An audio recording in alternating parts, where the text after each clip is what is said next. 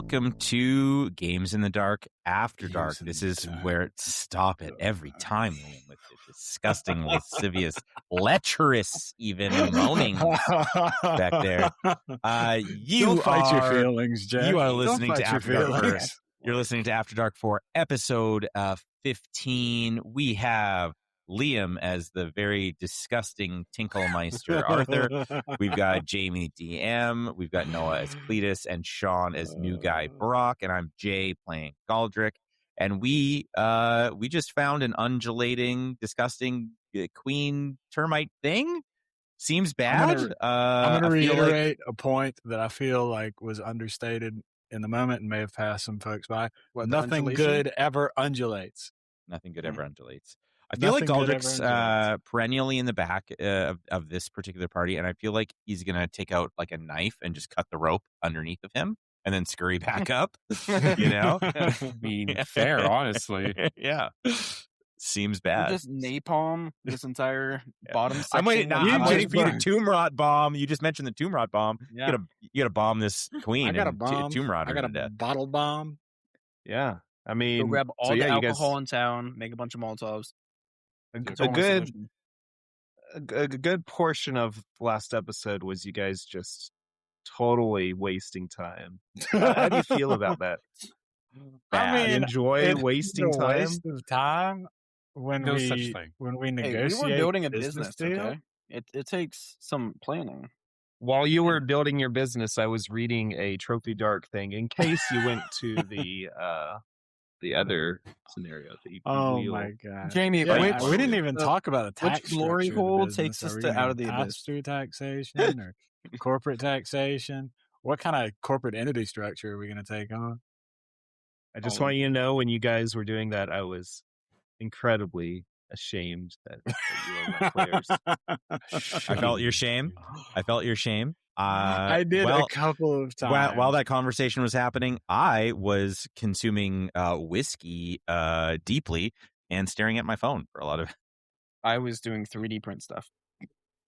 You were part of the conversation. Yeah, it was literally you and Liam for a chunk of it, and then Jay looked at me while I was letting back, and I was looking at my watch like, huh. Yeah. But we have a solid foundation for our business now, and we're ready to diversify. You know? I think maybe you should just not have Arthur Plumbottom be Arthur Plumbottom if you're going to be Mr. Fair enough. At no point were there any geese involved. Oh man, take a gander at these. You know the logistics that go into running a goose farm, Jamie? It's a very volatile industry. Geese are basically the NFTs of the medieval age. Well, before we get into that, I'm curious what you guys think this nest is that you guys stumbled upon. I think we have a termite problem. Yeah, it's like some termite psychedelic ants that have taken over the souls and minds of these ancient people to help build their colony. I think there's people in the eggs. You think there's people? All right. Like Invasion of the Body Snatchers kind of situation? I'm not sure what the purpose is. Like liminal horror, where they were cocooned up? Yeah. Like, what is it? Is it Close Encounters of the Third Kind? What's the one where or it's just Cocoon or whatever? What's the old might be sci-fi Cocoon, movie? might be Invasion of the Body Snatchers. Yeah. Where they got them. Yeah, they got them all. Yeah. That's what I think. I think specifically because you said dwarf size eggs, I feel like that implies there are perhaps stout or little folk in them. Or that's how they become dwarves. Then.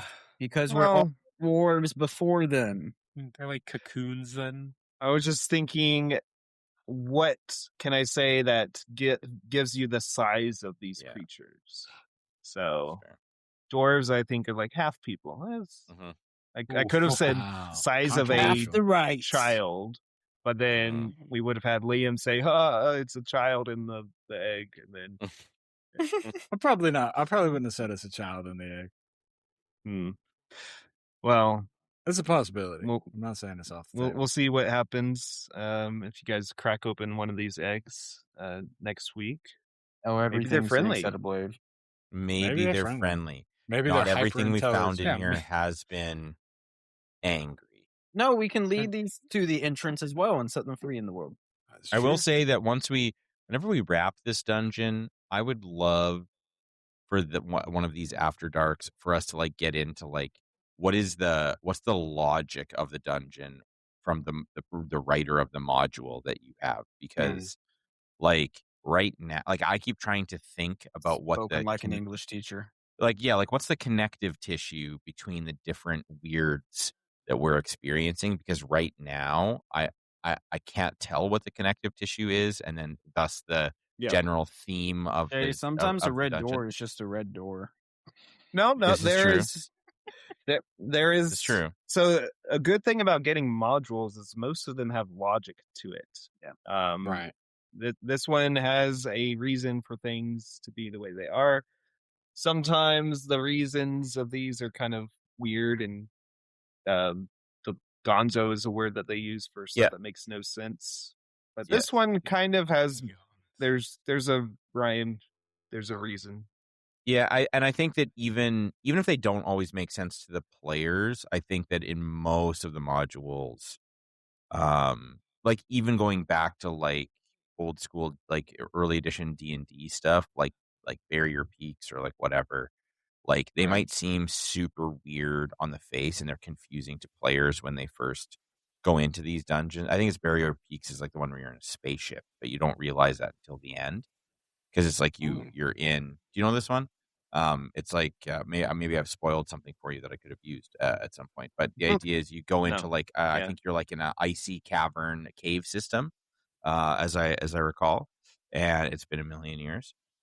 And you're like, why? The DM is trying to describe basically like metal doors that open like this, and like like different like think Star Trek style, like describing it to people where their characters have never seen it. They've never seen it, and it makes no sense. And it's literally like, I think there's like in jokes in the module itself where it's like, this is what you're trying to describe, but you have to describe it in such a way that you don't give everything away off the top.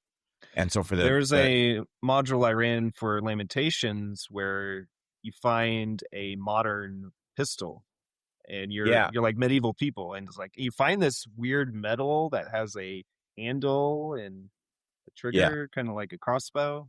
Yeah, that's exactly it. Because I think you legit find like laser guns at some point in Barrier Peaks, and you're like, what the fuck does this do? And it's like, you like activate the wand, and it like incinerates a hole in the wall, like directly across from you. And they're like, oh fuck, did I find like a crazy magic missile wand or something?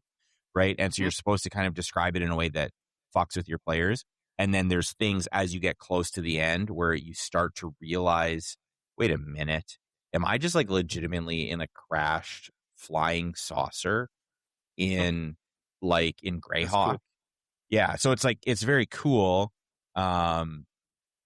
But it's like the logic doesn't make sense to the players, but the GM is having a hell of a time because they understand what the logic is, having read and prepped the adventure, right?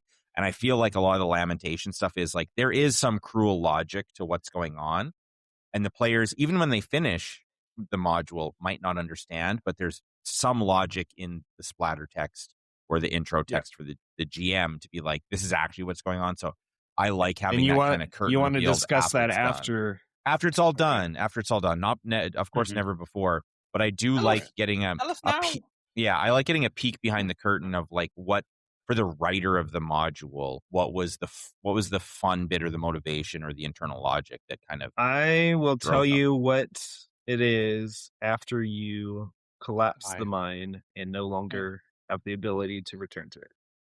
Oh, okay, yeah, great.